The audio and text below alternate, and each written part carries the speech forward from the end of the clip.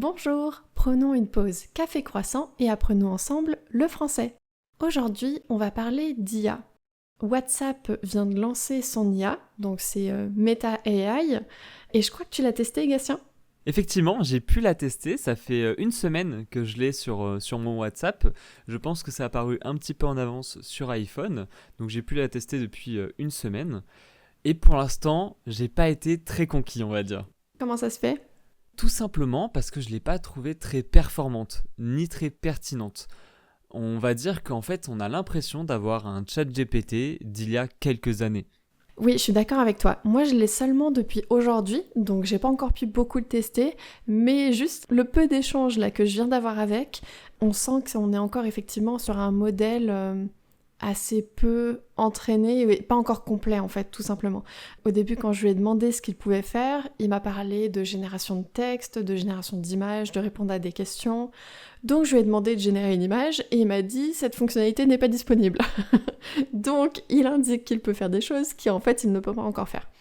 Donc je pense que c'est encore effectivement un peu tôt et que l'IA n'est pas encore complètement développée. D'ailleurs c'est Llama 3.2, la version d'IA là, que j'ai moi actuellement sur le mien. Ah, c'est intéressant ça pour le coup. Effectivement, il n'y a pas encore de génération d'images. Mais moi, ce que j'aurais vraiment apprécié, c'est par exemple pouvoir demander des choses liées à nos conversations.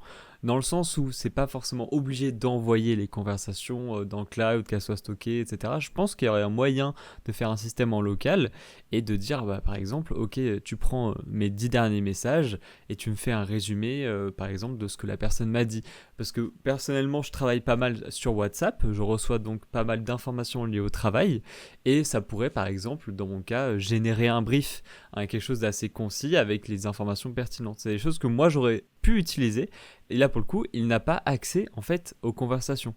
Donc pour moi, c'est simplement vouloir mettre leur propre IA dans l'application WhatsApp pour faire un peu comme ce qu'on voit beaucoup en Chine en fait. En Chine, ils ont ce qu'on appelle des super apps. En fait, ça se fait énormément là-haut d'avoir en fait une super application qui réunit toutes les choses que les personnes utilisent. Le système de paiement, le système de conversation, etc. Et là, on a un peu l'impression qu'ils veulent rajouter juste une fonctionnalité à leur application WhatsApp, mais une fonctionnalité qui n'a rien à voir en fait. Je suis d'accord avec toi. D'un côté, c'est rassurant quand même sur la partie confidentialité des données, puisqu'ils assurent bien dès le tout début que les données des conversations ne sont pas utilisées, que l'IA n'a pas accès aux conversations qui sont voilà, censées être cryptées, confidentielles, etc. Donc je trouve ça quand même rassurant sur ce point-là, de savoir qu'il n'a pas accès à toutes les conversations qu'on peut avoir sur WhatsApp et du coup à toutes nos données en fait confidentielles, personnelles. Donc moi ça me rassure plutôt. Après, je me dis que si vraiment tu veux l'utiliser pour résumer certaines conversations, tu fais un copier-coller du texte de la conversation qui t'intéresse et tu lui demandes de le résumer. Je pense que ça, il saura le faire effectivement sans problème. Après, je suis d'accord avec toi que c'est vraiment un outil différent ajouté effectivement à WhatsApp, qui n'a rien à voir en fait avec WhatsApp, qui est logique dans le sens où c'est un modèle de langage, donc on peut discuter avec, c'est un modèle de langage conversationnel, et ça va assez bien avec l'idée de WhatsApp qui est d'avoir des conversations. Et en même temps, il y a l'avantage d'avoir aussi pour Meta une base de données d'utilisateurs absolument énorme. Je sais pas combien, il y a de dizaines de millions, peut-être même centaines de millions d'utilisateurs de WhatsApp. Donc ça leur permet aussi d'aller délivrer leur outil directement dans la poche de tous leurs utilisateurs sans qu'ils aient besoin d'aller installer une autre application. Et ça, c'est quand même un réel avantage pour eux, pour s'assurer effectivement de la bonne prise en main et de l'acceptation aussi de leur outil. Puisque finalement, bon bah, sans même donner son avis, c'est installé pour tout le monde qui a WhatsApp, il y a cette nouvelle fonctionnalité qui est ajoutée. Pour moi, en fait, par contre, ils ont loupé quelque chose, c'est qu'actuellement, il n'y a pas vraiment de plus-value. On ne peut pas générer d'images, c'est comme tu dis, un système un peu conversationnel. Et par exemple, moi, ce que je trouve intéressant en tant que développeur quand j'utilise ChatGPT, c'est qu'il va me générer, par exemple, du code qui va être concaténé comme du code, c'est-à-dire avec les bons espaces, les bonnes balises, etc. Et moi, je vais le voir et je vais pouvoir le relire comme si c'était du code. Là, ça ne peut pas être le cas.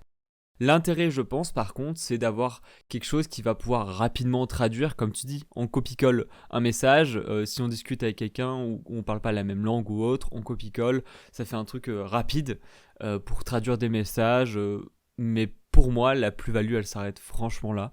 Et personnellement, je vais pas du tout l'utiliser après ça et je vais juste continuer à utiliser ChatGPT sur mon téléphone aussi. Bah, de ce qu'on a vu, il n'est pas encore aussi puissant que ChatGPT et il fait aussi des erreurs, comme ChatGPT en fait aussi. Par exemple, en lui ayant demandé de pouvoir enlever ce bouton justement IA, il y a des réponses complètement absurdes qui ont été proposées en disant bon bah voilà le process pour enlever le bouton Meta AI et en fait ça ne fonctionnait pas du tout. Et lui-même dit à la fin bah, je ne sais pas comment faire, si tu trouves la solution, donne-la moi et je pourrais la partager à d'autres. Ce qui en plus est complètement à l'inverse de ce qui est écrit, puisqu'il dit que les messages utilisés dans les conversations ne sont pas utilisés pour l'entraîner, ce qui veut dire qu'il ne pourrait pas réutiliser ensuite cette information-là de toute façon. Donc voilà, il y a pas mal d'absurdités encore sur l'IA qui dit des non-sens, des choses fausses. Il faut effectivement bien vérifier et c'est pas encore très correct. Et je trouve qu'on a quand même de moins en moins ça avec ChatGPT, qui est quand même extrêmement bien entraîné. Évidemment, il y a toujours des biais, il y a toujours des erreurs, mais moins, je trouve, grâce à son ancienneté, que là, Meta AI qui, voilà, au bout de quelques messages, est déjà un petit peu décevant quand même. Clairement, et en plus, comme tu disais, c'est Llama 3.2, donc c'est un modèle qui est open source. On peut imaginer quand même que cette IA-là peut être extrêmement performante, puisque comme c'est open source, tout le monde peut y contribuer. Mais quand je regarde un peu les comparatifs par rapport à ChatGPT, en fait, ce qui est dit, c'est que ChatGPT est très user-friendly, c'est très utilisable par la majorité des gens, contrairement à Llama 3.2 qui, lui, apparemment, serait plus un modèle de choix pour des chercheurs, des développeurs, des spécialistes en IA, chose qui, du coup, ne va pas du tout avec la manière dont c'est intégré dans WhatsApp. Ce n'est pas ces gens-là qui sont visés, donc en plus, cette IA-là n'est pas la plus performante pour les utilisateurs classiques, on va dire. Donc n'hésitez pas à nous donner votre avis sur cette implémentation de l'IA dans WhatsApp, ce que vous en pensez, si peut-être ça vous inquiète pour certains, si vous l'utilisez. D'ailleurs, vous pouvez commenter sur Spotify, donc n'hésitez pas, on se fera un plaisir de vous lire. C'était la pause Café Croissant, à bientôt! À bientôt!